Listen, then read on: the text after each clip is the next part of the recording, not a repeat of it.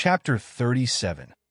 Lana rose to her feet, gripping the sword tightly as she observed Adelmo engaging the zombies in combat, effortlessly cutting them down as they drew near, blood spraying and bodies falling in his wake. Scanning her surroundings, Lana caught sight of a zombie sneaking up behind her in her peripheral vision. Reacted on pure instinct, she swiftly swung the sword, decapitating the undead creature with a single blow. The headless body crumpled to the ground, blood seeping from the wound. The scene was chaotic, with the sound of clashing metal and the stench of decay filling the air. Lana's heart raced as she realized the gravity of the situation, knowing that every move counted in this fight for survival. Adelmo continued to hold his ground, dispatching the zombies with precision, but Lana understood that she must remain vigilant, ready to defend herself at a moment's notice. The adrenaline surged through her veins, sharpening her focus as she prepared for the next wave of undead attackers. With a surge of excitement, she gripped the sword tightly and held it upright, feeling a deep connection with the blade as if they were one entity. Her determination to fight alongside Adelmo was evident as she prepared herself for the impending attack. Adelmo caught a glimpse of her actions from the corner of his eye, couldn't help but feel an overwhelming sense of pride. He admired her ability to overcome the unsettling sights and smells of battle so swiftly.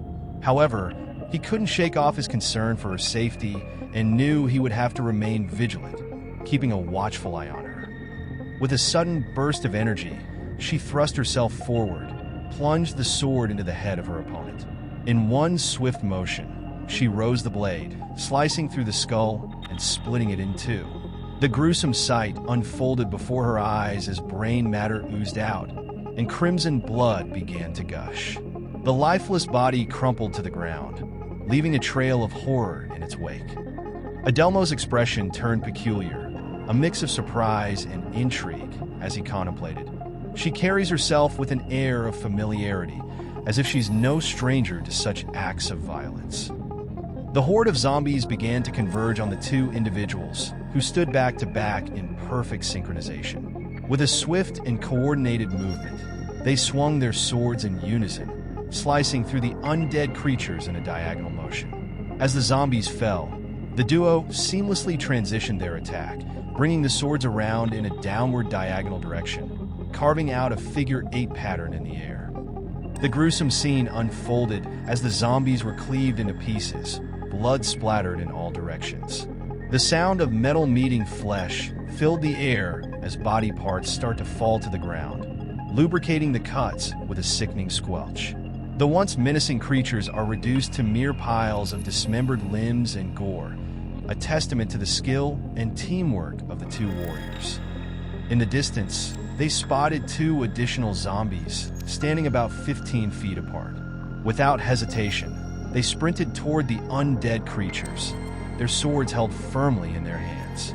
As they approach, their blades are lowered, ready to strike.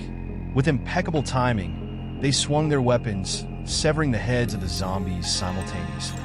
A moment of triumph filled the air as they turned to face each other, their eyes meeting in mutual admiration. Suddenly, they noticed the lifeless bodies collapsing to the ground in perfect unison. Overwhelmed with relief and camaraderie, they rushed towards one another, embracing tightly, their hearts pounding with the thrill of victory. With a sense of urgency, they quickly made their way towards the car and sped back to the hotel. Adelmo, still catching his breath, turned to Lana and asked, "What on earth happened back there?" Her eyes gleamed with excitement. "Honestly, I can't explain it. When I picked up that sword, it was as if a surge of energy coursed through me. I felt an incredible power within, and for a moment, I was in complete control.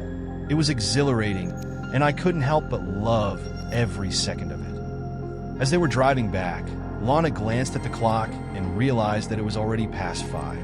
A sense of bewilderment washed over her as she thought to herself, where did the time go? On the way back to the hotel, Lana and Adelmo spot a few more zombies lurking around. One of them was on its knees, feasting on a lifeless body lying on the ground. Without hesitation, Adelmo stepped on the gas pedal and aimed the car directly at the zombie. The impact was brutal as the car collided with the undead creature, crushed its head against the corner of the bumper. The force was so intense that the zombie's head exploded, sending fragments of skull and brain matter flying in all directions. Adelmo's mind was suddenly filled with a question. Where has everyone gone? The roads are deserted, devoid of any signs of life. Perhaps it's due to the presence of zombies, causing everyone to halt their daily routines until the situation is resolved. Despite the overwhelming fear and uncertainty, Adelmo made a conscious effort to push aside thoughts of losing his beloved grandfather. He knew that dwelling on such painful thoughts would only hinder his ability to navigate through these challenging times. They finally arrived at the hotel, stepped out of the car, and made their way towards the entrance. Adelmo, being the gentleman that he was, held the door open for Lana, allowing her to enter first. However, as he turned his gaze back toward the car, a gruesome sight caught his attention. The broken grille was adorned with fragments of flesh, a grotesque reminder of the horrors they encountered on their way. To his disbelief, he noticed an eyeball lodged on the car's antenna, a chilling testament to the chaos they had just escaped. Bloodstains are splattered across the vehicle, evidence of the countless zombies they encountered during their journey to and from the fountain. A wry smile formed on Adelmo's face as he contemplated the state of the car. He realized that a trip to the car wash was definitely in order before returning it. Although with all the damage it had sustained, he doubted they would even accept it back.